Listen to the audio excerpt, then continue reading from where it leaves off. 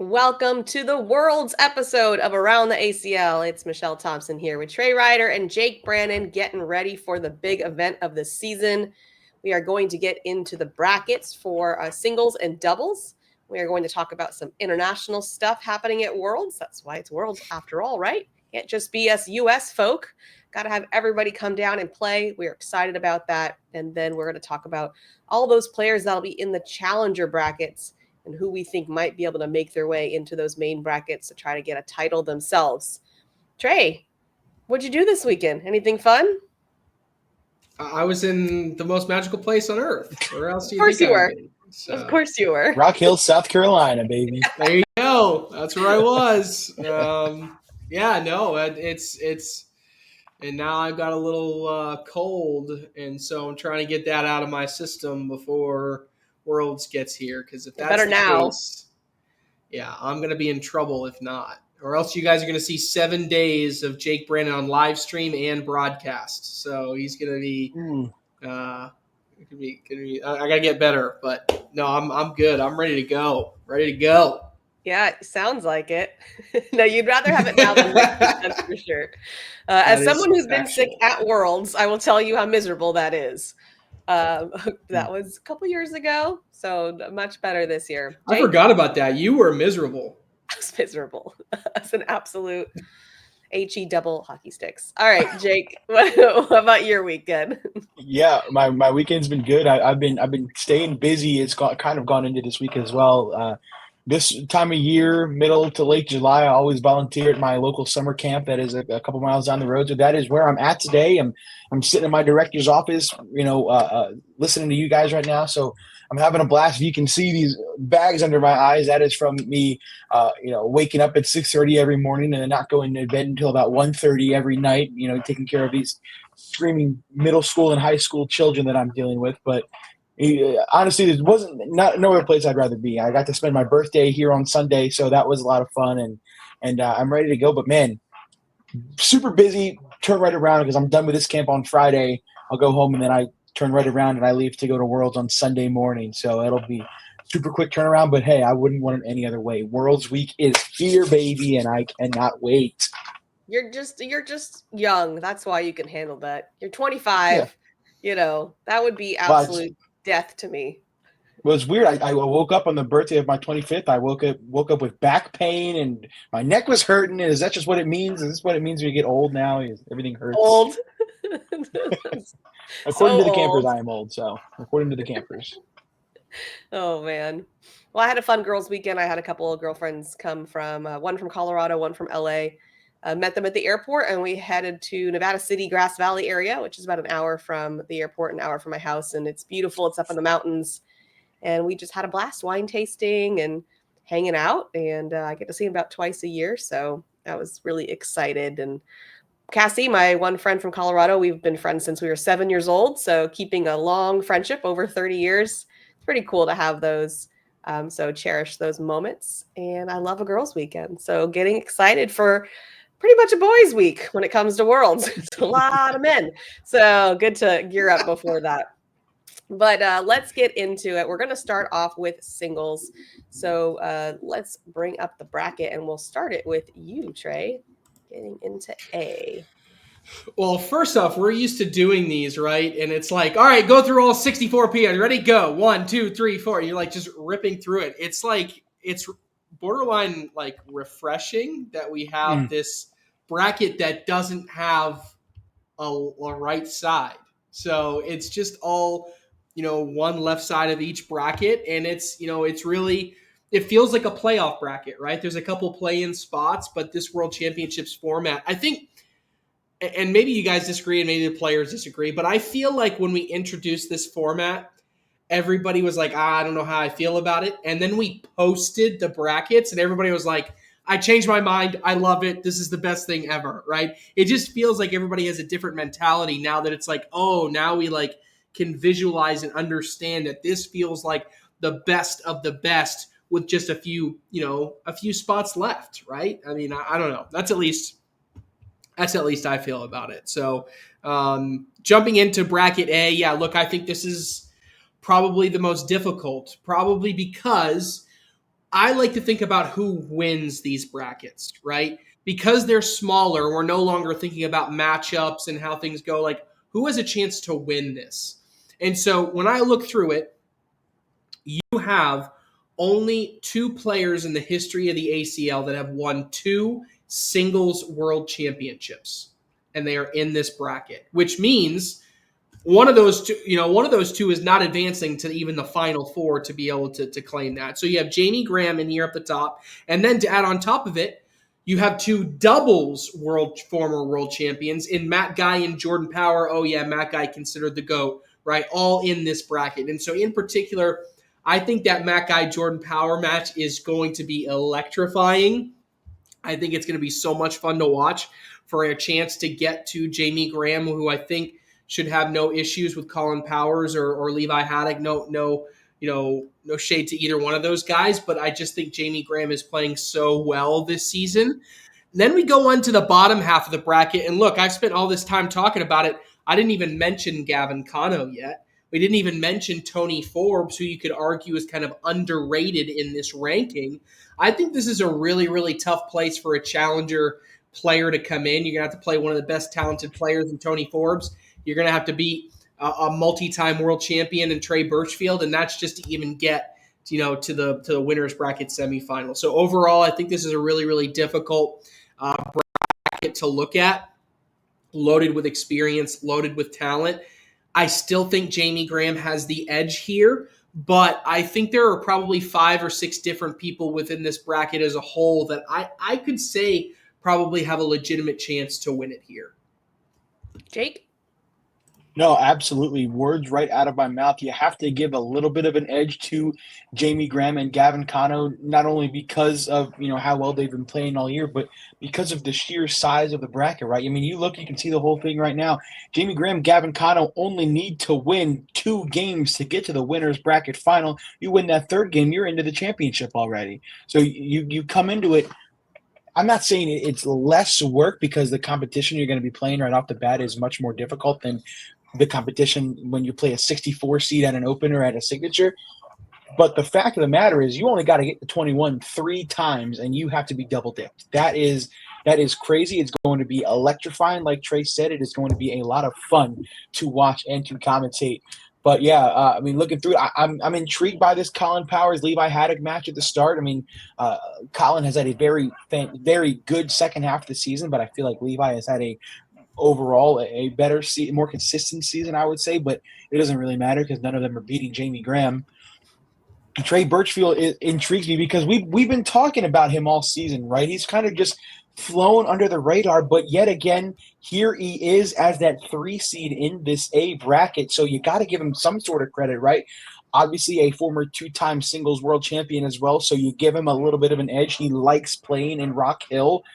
I mean, I'm looking at this Trey Birchfield Gavin Cano semifinal match. I genuinely don't know who's going to come out of that on top. I could give the edge to Trey Birchfield. I could give the edge to Gavin Cano. Whoever it is going to put a fight against Jamie Graham. And genuinely speaking right now, from an unbiased standpoint, I do not know who is going to win this bracket. Because you can give the edge to Jamie, but I would not be surprised if Gavin or Trey won that bracket as well. 5 players in that bracket. 5 players in that bracket have made a Final 4 in Rock Hill at the World Championships. No big deal. Across singles and doubles. That's nuts. Brutal. That's nuts. All right, take us to B, Jake. Yeah, so you're looking at this originally. My very first instinct from this half of the quadrant, this is a very, very winnable quadrant for Tony Smith, I would say. You look at his first match against either Brett Guy or one of the challenger players. It's hard to see really who that is going to be until the challengers are complete earlier in the week at Worlds, but I don't see him having a problem with any one of those players. And then you have an interesting duo down here with Ty Thompson and Alex Rawls. Ty Thompson obviously has that signature win under his belt from Windsor, Colorado, but what has he done since then? Not a ton. I don't even know if he's made a live stream on the singles side since winning that signature. So that just goes to show me that Ty Thompson peaked in mid-May, and then he's kind of fallen back to earth, which is no discredit to him, but when you're playing against somebody like Alex Rawls or against Tony Smith, it's hard for me to go against you. But then we switch down to this bottom half of the quadrant, and it is loaded. Justin Burton Jr. versus Gage Landis. That is a very entertaining match. Both players with singles broadcast experience this season. You look below them, you got Jackson Gore, who also had a hot start to the season, who has kind of started to simmer down, but he's still able to qualify, so he's in there as well against that challenger player. And then you got Logan Chamberlain, who's coming off of a singles win in a round limited format tournament. So lots of star power on this side. Genuinely speaking, I do not know who to give the edge to. I was going to say Justin Burton Jr., but then you got to think about Logan. He's got the hot hand after winning it. He also performed really well at the Texas State Championships a few weekends ago. Oh, man, I don't know. Logan Chamberlain, it's hard to go against him right now, but really tough quadrant, really going to be fun to watch. Trey? Yeah, look, Tony Smith has had success prior to the broadcast court in Rock Hill. No doubt about it, right? He has gone on deep runs. He's made Final Fours in singles. Going to be really, really tough to beat. Now, I will say, if you're a fan of Texas, there's some pros and cons here. You have three of the best players from the state of Texas in this bracket. When you talk about Ty Thompson, Justin Burton Jr., and Logan Chamberlain, that's good and bad. You have an increased chance that one of those guys is going to go on to make the Final Four, but you're kind of cramming some of the best talent that Texas has to offer into one specific area. Obviously, we saw Kano in the previous bracket. We're going to see Sammy Soto in a little bit, but that is one element here. I'll also say Jack Gore sitting there, being able to sleep in his own bed at night at number 7 and playing in a building he's had a lot of success in. Remind you, it was just 3 years ago that Jack Gore finished 5th at Worlds, made that deep run all the way to his bracket final. Would not surprise me if Jack Gore goes on a little bit of a run here, but certainly Tony Smith, all eyes are going to be on him, especially if he wins this bracket. Can he continue it and get that first big win on the main stage? Jackson Gore was double dipped in that bracket, Trey. Remember who double dipped him? Double dipped by, yes, it was Matt Guy? No. He's in that same bracket with Jackson. Just on the top half, it was Alex Rawls. Keep that in mind too. You're right. He was. Good pull, Jake. Good pull. All right, yeah, C bracket. Look, Mark Richards is probably a lead candidate for MVP right now, and again, I like his bracket. How many times do we get on here and talk about Mark Richards and the bracket that we like for him? Now, what I would say is Walker and Chamness is an interesting matchup. One, Chamness, I like the little video that Chamness put out there recently, calling around the ACL out for our overrated, underrated. Luckily, Jake avoided that one. It was just me and Anthony that got put on blast, right? I think there was an overrated, underrated section from October. And one of the things was, would he be underrated or overrated? Would he make the top 20? And we both said overrated. We didn't think he made the top 20. Chamness finishes number 14 in the rankings. So kudos to Chamness for powering through and getting all the way to the end there. But I will say, going against Ethan Walker, he's got some success in the building. Walker, to me, is just such a wild card, right? I mean, I was thinking back, what made Ethan Walker have a lot of success to get to the broadcast court? If you remember, all of our pro boards are on 2-year cycles, right? And so when Ethan Walker had success last year at Worlds, that was the last event of year number 2 for the cycle of the boards that were used. Very tacky by nature. And so because of that, I think he had a little bit of an advantage from the rolling ability and the ability that he could play on more tacky conditions. This year, these boards are on year 1 of use. I think that's maybe why we haven't seen as much success for Walker across the season. Boards haven't been as slow for him. So it wouldn't surprise me if I actually give the advantage here to Cash Chamness to advance here and maybe give Mark Richards a little bit to think about. But I think this is Mark Richards at least top half to lose. And if we look in the bottom section, look, are you going to bet on Devin Harbaugh to take down Richards in a bracket? It's unprecedented to say yes. Sammy Soto, maybe, but unprecedented to say yes. He beats Mark Richards in something that's this high as stakes, right? Derek Holland, I may even argue he may have a little bit of an advantage. Again, sleeping in his own bed at night, has played in this building time after time. So don't want to overshoot, Riker Wells here either. But overall, I don't care who's in the bracket. It's Mark Richards to lose. It doesn't mean he will, but if he plays his best, he wins this bracket. Yeah, Jake, any thoughts on C Yeah, before we move on? We're going to have to start calling him Cakewalk Richards, right? That's what every time we talk about brackets, I feel like it's Mark Richards, easy path. Mark Richards, another easy cakewalk path. No, but it's definitely not a cakewalk, as I alluded to before, because of how small but how stacked these brackets are. But, man, looking through this, I'm not comfortable in anybody beating him right now.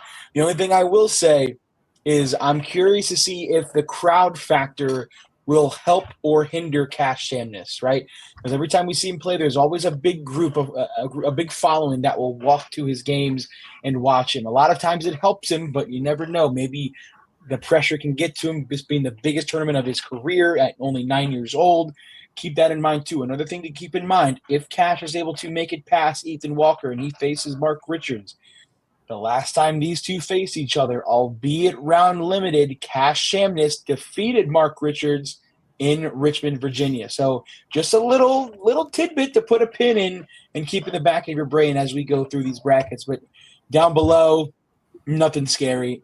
Devin Harbaugh, maybe. Sammy Soto, maybe. But Mark Richards, it's Mark Richards. I mean, let's be for real. On to D. The D bracket is kind of a big toss up for me, right? I think it's the most wide open out of the four, and there are a lot of questions that I'm kind of asking to myself. Like how is Spencer Fabianar going to play? Right, this is also the biggest singles tournament of his career at a young age. I'm not sure how he's going to play. Zach Gagan, we talked about him a few weeks ago with these wrist injuries. Are these wrist injuries still persistent, or is he good to go? Because if he is, then that is going to be a very entertaining match as well. What about Eric Davis, man? We keep talking about him. He's another one of those guys who's flown under the radar, sitting in that 8 seed in that D bracket, one of the last players to qualify for the top 32. So what does he bring to the table? Who is he going to be facing out of that challenger bracket? Is it going to be somebody who helps his play style or hinders it? If it helps him, he's going to face off against Jay Rubin, which, Jay Rubin, what are we going to get out of him, right? Because, again, this is only his second event after missing one of the signatures because of that car accident. So how is he going to perform? A lot of toss-ups and questions from this top half. And then if we go down to this bottom half, a couple more, right? What about Gabe Clausen? I mean, we talked about him possibly being in the MVP race after destroying everybody at the first signature of the year, and he hasn't done anything since then either. The question for Gabe is, can he find somewhere to pull out one more strong singles finish? Again, you only have to win 3 or 4 games, and you're sitting very pretty. Mason Schrader below him. He's had one good singles run this year when he made a bracket final and got double dipped by Chris Roybal. What is he? Does he have what it takes to make a good run? Colin Hodette down there. Are the boards going to be slow enough for him to be able to use his roll? Because when the boards are slow, he is the best roller in professional cornhole. But we saw it when he got to the broadcast court. The boards were a little quicker, and he had a lot of struggles on that court. So if the boards are tackier, it's the same thing with Ethan Walker. If the boards are tacky, Colin Hodette is going to steamroll everybody. Or is it just going to go completely chalk, and are we going to get an Austin Wasco versus Jay Rubin bracket final and a repeat of what happened in Fort Worth, Texas a few months ago? If that happens, I will be there with my bucket of popcorn waiting to watch it go for an hour and a half. Yeah, no doubt. Trey, last minute thoughts on D. Guys, this is the babysitter bracket. Jay Rubin and a bunch of kids. Jay Rubin is the babysitter of this bracket. There is not a single person born in the 1900s in this bracket except for Jay Rubin. Everybody is born in the 2000s. Okay? Jay Rubin is going to open a daycare, all right? And he's going to call it Pro Singles Bracket D, Rubin Care. And he's going to have to fight. Literally, Eric Davis is the oldest person at 22. And he turns 22 next week. There's not a single person in this bracket. Crazy. Somebody needs to clip this from the show and Photoshop Jay Rubin with a daycare sign and rainbows and grass and clouds. Daycare bracket. So good. Well, if anybody could do it, it's him. Yeah. So good luck. You got to deal with all the kids. So have fun. Have fun with that. Sounds Absolutely. like a blast. All right, Trey, let's get into international. This is really exciting. Like I said, it is called Worlds, so we do want to bring all of our people from around the world to come play. So tell us what we can expect here. Yeah. On Monday evening, the Monday evening broadcast is going to be the ACL International Invitational. It's going to be a North America versus a Europe Invitational. No ACL pros are going to be used in this event, so it's only going to be players from Canada and also some select players from Europe that are from North America against some European native players. So really excited here. It's going to be a teams format. It'll be a fun show, but in particular, a couple things that I'm excited for. Really, number one, first and foremost, it is going to be the first time that the U.S. is going to have exposure to Roman Elsner. And for those that don't know Roman is the highest ranked player in all of Europe from Slovenia.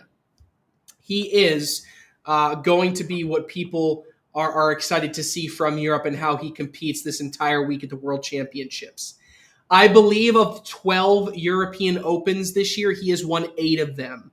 There has never been a more dominant player on the European continent than Roman Elsner in the history of the sport thus far. You can go back to the run that Mathieu Rivaux went on for France a couple years ago. It pales in comparison to right now what Roman Elsner is doing. If you look across his season PPR, he's in the mid-9s. And if you look at across specific tournaments, he has finished entire tournaments with a 10.1 PPR. The guy can put bags in the hole and will be a test and will be one of the first formidable tests that the Americans will get as he competes throughout the entire weekend. So really excited to see him. He'll lead Team Europe in the head-to-head matchup against Team North America. Also excited to see Kata Belac. She is coming from Croatia.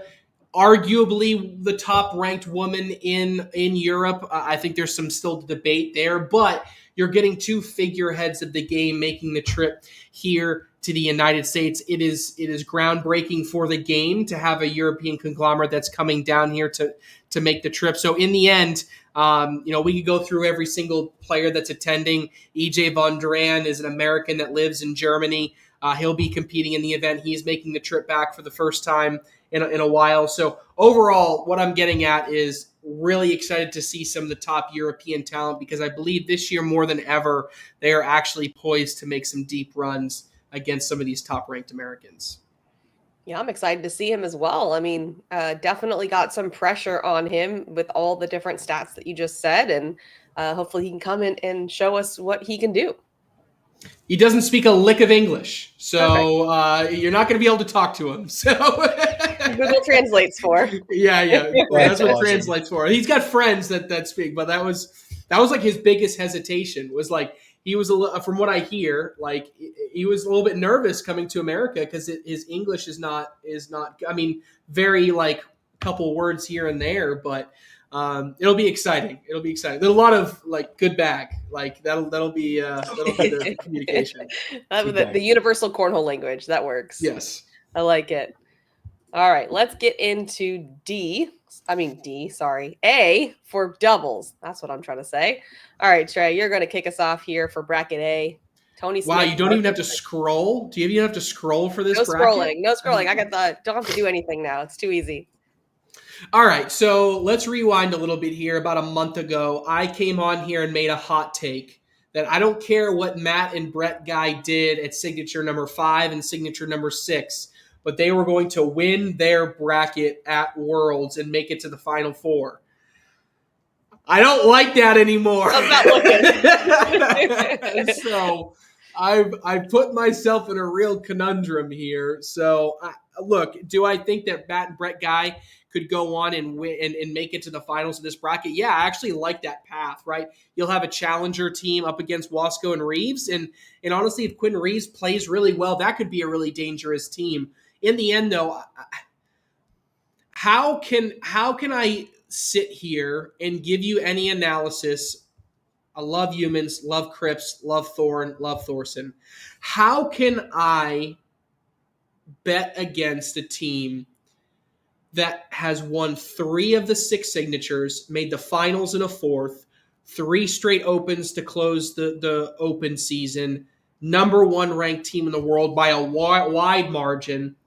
I don't know how else I can bet against these guys. And I continue to lean into the fact that if this team doesn't win the world championships, they choked. I don't know if there's another way to. I can't frame it any better. This is the best team we've ever seen. Ever seen. We've never seen a team better. But the best team doesn't always win. And if they want to be the greatest team I've ever seen, the greatest team I've ever seen will win these world championships. And that's what's on the line. Best versus greatest. That's the only analysis I have for bracket A. I like it, Jake. Yeah, I don't even know, to be honest with you. If I'm Jimmy Humans, Ian Cripps, Hunter Thorne, Hunter and Hunter, Austin and Quinn, Brett and Matt, I am listening to this and I'm listening to everything that Trey and everybody has said and kind of loving it, right? Because in my head, I'm like, okay, we literally have nothing to lose because we're not supposed to win this bracket. Tony and Mark are the best team of all time. Okay, cool. We're just going to throw bags and see what happens because at the end of the day, we're playing for second place. That's what I'm hearing if I'm any of these other teams. But then all it takes is a couple of bad rounds or a couple of mistakes, and you let these players get back into it, they are going to feast like wild animals. And because that's just what happens in sports, right? That the underdogs are not supposed to win, blah, blah, blah. But you open that door a little bit, they are going to jump right through it and take advantage. And on the other side, if I'm Tony and Mark and I'm hearing you say that if they don't win the world championships, they are chokers, do I start to get nervous? No way, right? I don't start to get concerned about how I play during these world championships. Why, if I'm Mark and Tony? Jake, even the number 1 player in the world gets nervous. It's a Guess famous last words. Exactly. So while they will absolutely never show emotion, they will never express it or say that they are. But you have to start thinking, if you're Tony and Mark, in the back of their heads, there's a tiny little voice saying, "Hey, bud, you better win this, or that would be pretty embarrassing." Considering the season better you've not had, have that language, Jake. That would be a recipe for disaster. Well, I'm just saying it's almost impossible to not think about it, right? If you're Mark and Tony, because you have all this added pressure. There's no more signatures. There's no more open. This is the big deal. This is what these players have been vying for all season long. And if you're Mark and Tony, you're supposed to win this, or it's a completely failed season. I'm sorry, but there's going to be a little bit of doubt in the back of their heads. They won't admit it, but I'm telling you, there may be. Well, I hope for their sake they don't have that because that would not go well. But we'll see. But on to bracket B. Bracket B is very interesting. There are a lot of really, really good matches that, as a fan of cornhole, I am really excited to see. And it starts off right off the bat. We got Jay Rubin, Ryan Trader taking on Mason Trader and Cash Amos. Brother versus brother. I mean, winner plays Jamie and Jake. If I want to be a fly on the wall in the Trader household right now, because I guarantee you, Ryan and Mason aren't probably saying a single word to each other. That drive that they're going to make to Rock Hill is going to be silent because Mason and Ryan are public enemies number 1 against each other right now, because that's all they want to do is beat their brother. And then whenever that's over, then they can go back to being brothers and button heads and doing whatever. But right now, I think they both mean business because they both have legitimate chances to win this first game. Genuinely, I do not know who is going to come out on top. Mason and Cash have had a stellar season. Jay and Ryan had a fantastic start, and they kind of dipped down when Ryan got into that little bit of a rut. And now they're starting to come out up on the up and up. They had a good top 5 finish in their last signature bracket. So anything goes in that one.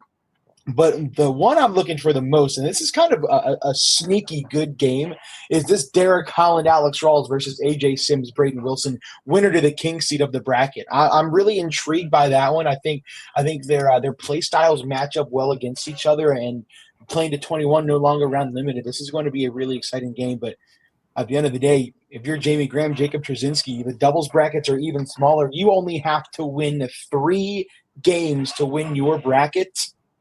That's not a lot. Jamie and Jake, you got to give them a little bit of an edge there. Trey? The babysitter's back. Jay Rubin's first game playing with Trader, and Chamness. I mean, look, that's the new nickname. Somebody better get Jay Rubin a babysitter T-shirt, because that's what he keeps running into, right? I think it's the best game, one of the best first matchups that we'll see across any of the 4 doubles brackets.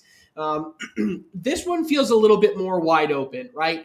If Graham and Trzynski finished the year as good as they started it, I would say that Graham and Trzynski would be a heavy favorite, similar to Smith and Richards. But now we've seen them lose to Sims and Wilson. We've seen them lose to other players in bracket finals. They're not they are human. They're not this team that can't be beat, similar, unlike what we've seen with Smith and Richards that just feels unstoppable, right? But we do know that Smith and Richards have lost to Graham and Trzynski in a head-to-head matchup in a play-to-21 game. So Smith and Richards have just got to be praying to the gods that Graham and Trzynski don't come out of here. They don't want to play them. They'd much rather play any one of these teams in here. This kind of feels like a game or a bracket where Holland and Rawls just kind of have their best run. Just got that feeling in the pit of my stomach. Overall, though, this one feels like much more of a toss-up, a much more evenly matched bracket. I think of all the 5 teams listed in here, if you told me, Trey, that team wins, I don't think there is a single team in this list that I would be shocked by if they won. That's fair. Yeah. Moving on to C. All right, bracket C. So JBJ and Logan Chamberlain. Now, if we look at how this lays out, this is another interesting bracket because I feel like there's some subtle experience here, right? In the fact that Steven Bernasset and Phil Lopez, folks, they made the Final 4 of the Doubles World Championship last year. People forget that it was them. That. That's crazy. Yeah. They made it along with Ryan Trader and Alex Hicks. So when we talk about the experience there, that goes, and then obviously Kingsbury and Rawls, and then Hissner and Birchfield. Mind you, Hissner and Birchfield, Kingsbury and Rawls did not make, right, this bracket, unless I overlooked that. They're in D. No, they're not. They're not in there in D, right? So look, those 2 teams are out. So the only team that made the Final 4 last year that is guaranteed a spot in this World Championship final bracket is Steven Bernasset and Philip Lopez Jr. That is a wild statistic. And I really like that matchup against Frank Verona and Riker Wells. I'm not sure if Frank Verona can continue to play at that really high level, so they get a little bit of momentum maybe getting into the JBJ and Logan game. JBJ and Logan are going to be tough, right? Wilson and Shearer are going to be tough. I think the entire bracket is determined by one team, and that is Jeremiah Ellis and Devin Harbaugh.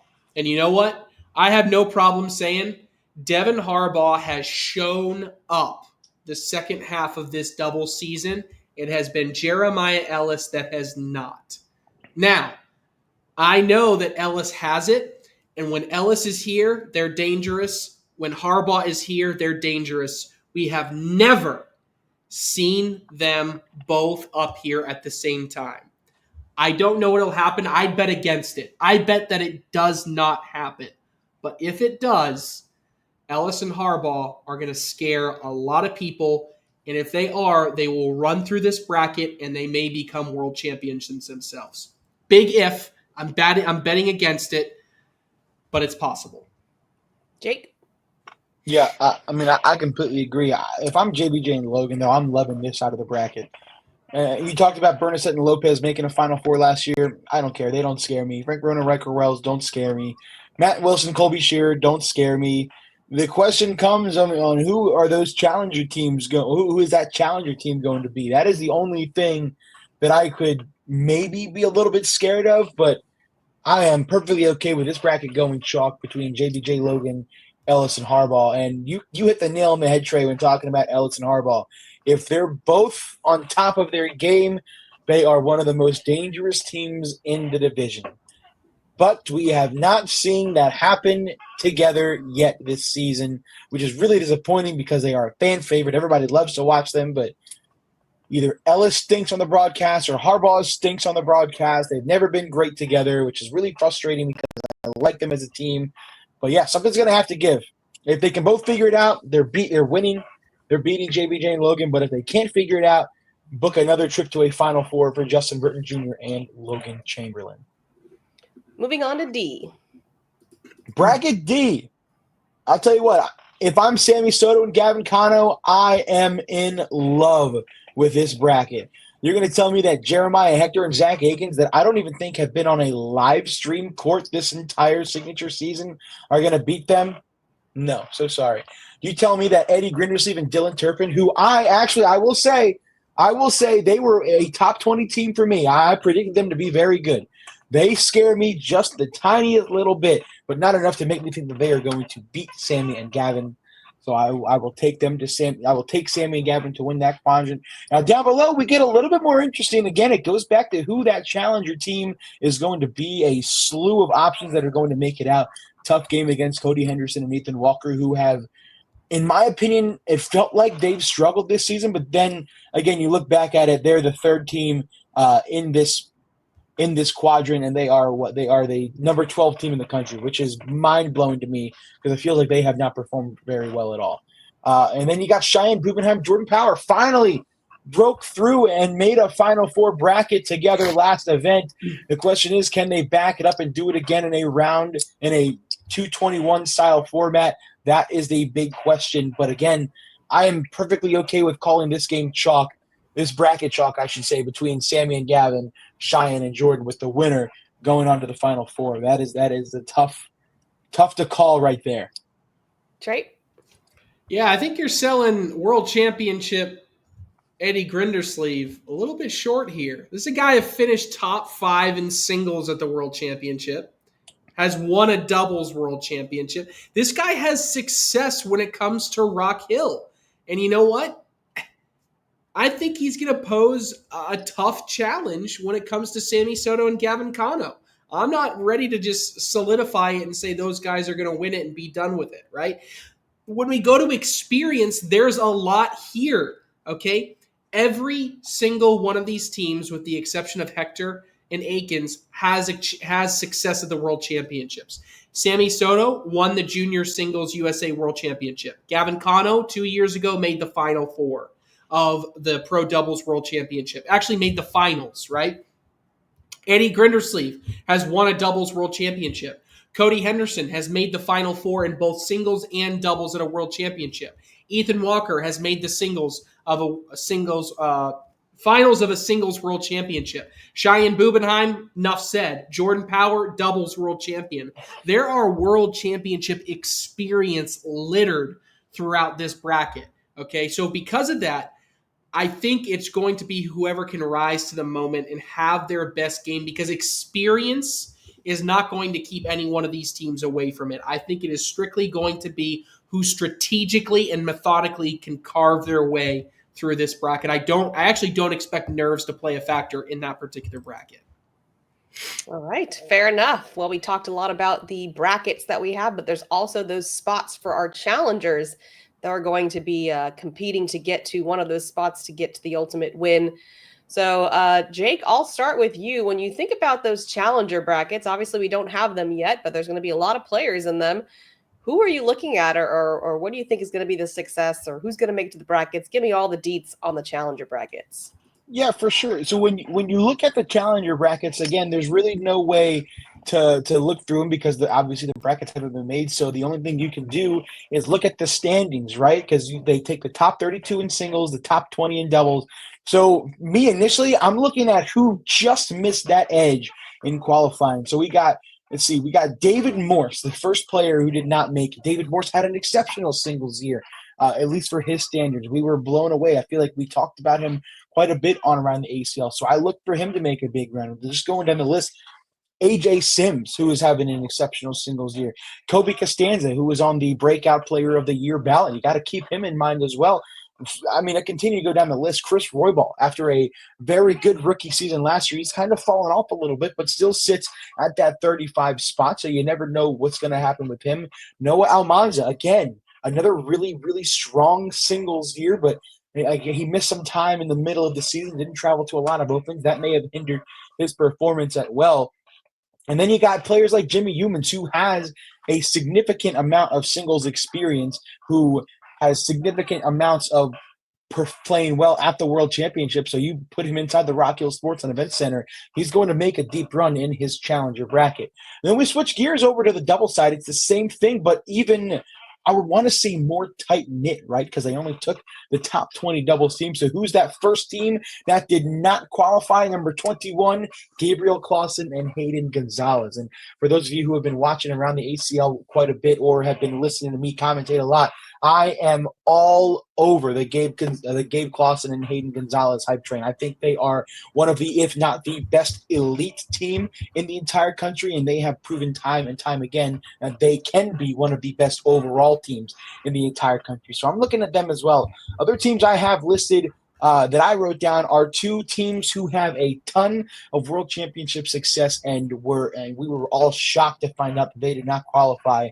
And that is Alan Rawls and Chris Kingsbury, who made the overall Pro Doubles World Championship Finals last season, and Adam Hissner and Trey Birchfield, who won the Pro Doubles World Championship last season. So two of these teams who have had good seasons but not great seasons. We knew coming into these final two signatures that they would need to perform in order to qualify, and they did not do it. Now, is that because they just aren't playing well? Something's not clicking? Who knows? But as we walk into Rock Hill, everything basically resets. We're not worried about points. We're not worried about anything else. We are only worried about winning games, and winning brackets. And that has proven time and time again what these two teams can do. One more team I'm looking out for, Ryan Smith, Ryan Wiedenfeld. Another very slow start to the season for them. I expect big things here in Rock Hill for these players and these teams. Trey, who are you looking at?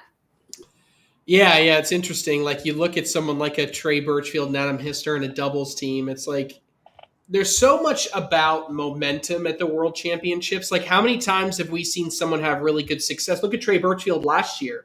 Because he was so successful in singles, he carried that over into doubles or vice versa, right? And he was able to continue that success in making the Final Four in both instances, ended up sweeping both of them. Mark Richards did that a couple years ago. He was 1 point away from sweeping both singles and doubles at the World Championships. I almost kind of take Jamie Graham out of place when he won his most recent singles World Championship, because when he won that, he was in a position where he was playing with Frank Maudlin, and I don't think that was the right pairing for him at the time. But if you fast forward to 2020, Graham, he made the Final Four in doubles with Frank Maudlin back then. So there is a pattern that has been created, which tells us that, and look at Trey Birchfield. Before that, he the doubles, he made the Final Four in singles and doubles again, won with Derek King. In doubles, lost in singles when he made it the previous time. So I'm saying all this, I'm setting all this up to say that the World Championships has provided us with a pattern that says if a player has a really good weekend in singles, it is very likely that they're also going to make the Final Four in doubles. So I'm looking for people that if they can build some momentum that may carry over, maybe someone like a Jacob Trzynski. He did not make the final bracket yet in singles. But could this be one of those things where he builds some momentum, making it through the challenger bracket, wins it, then goes on to singles, builds some momentum, then doubles, him and Graham are cruising? Like, is that a guy that can actually maybe even make a Final Four in both singles and doubles, even coming through the challenger bracket? Adam Hissner could even be in that same boat. We've seen nothing spectacular from Hissner on the singles side this year, and I really expect him to maybe put a lot of that together. When I start looking at the individual players that missed out on this, there's another name that's really jarring to me, and that's Jeremiah Ellis. Another one of those guys, it just doesn't make any sense to me where Ellis has not been able to be the exceptional player that he was last year. Now, if you look back to last year, Jeremiah Ellis did everything. He won everything. Anything he wanted to do, he did. What didn't he do? Succeed at the World Championships.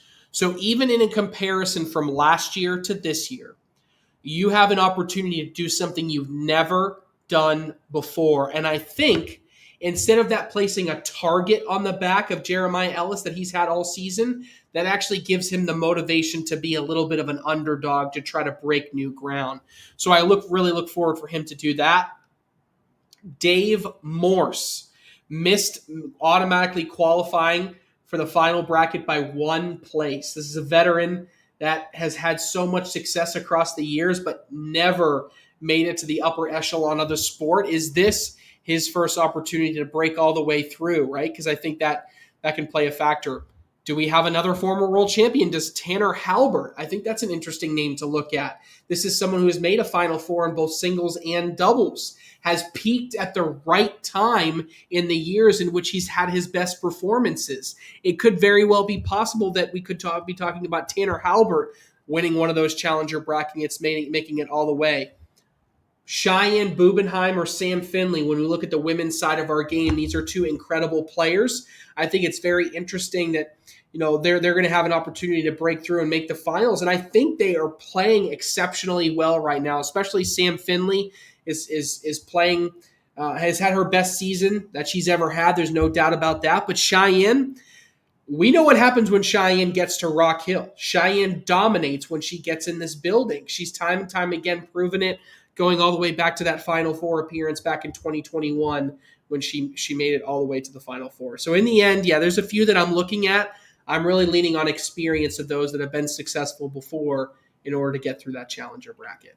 Really quick, Trey, Meesh, before we go into something else, Trey, you mentioned patterns, and I forgot to mention this earlier. I want to look at pro singles world champions by year going back to 2020.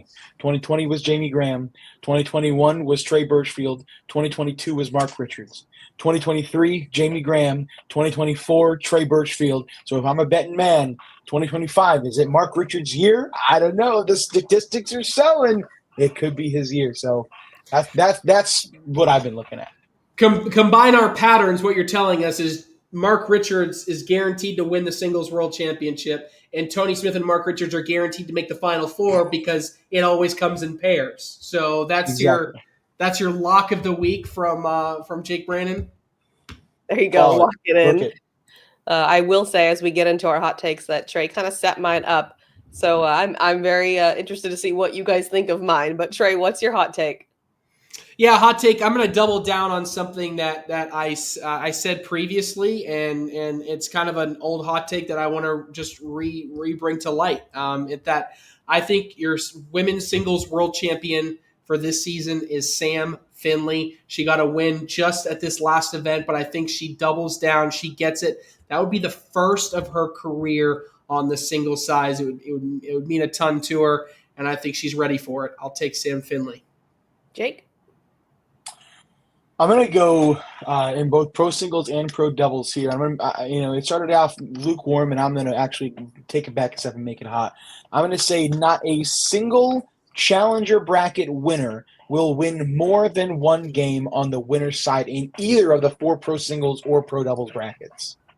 You think they work so hard to get there, and then it's wah. Because I think the talent this season was so top heavy. I don't think they're going to stand a chance against the top hitters. All right, fair enough. And I am going to focus on Jeremiah Ellis. Trey talked a lot about him.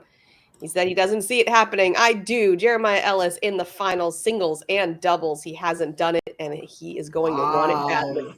So, but knowing your picks, are you saying that he's going to go over 2 then in those finals? I didn't say what happens there, okay? Whatever happens there is up to him. I'm saying he's going to make it. And there you go, Jeremiah. You got this. And Devin, because you got to make it in doubles. All right, guys. We will see you over in Rock Hill for Worlds. We can't wait to give you all that coverage. So tune in, and we'll talk to you next time.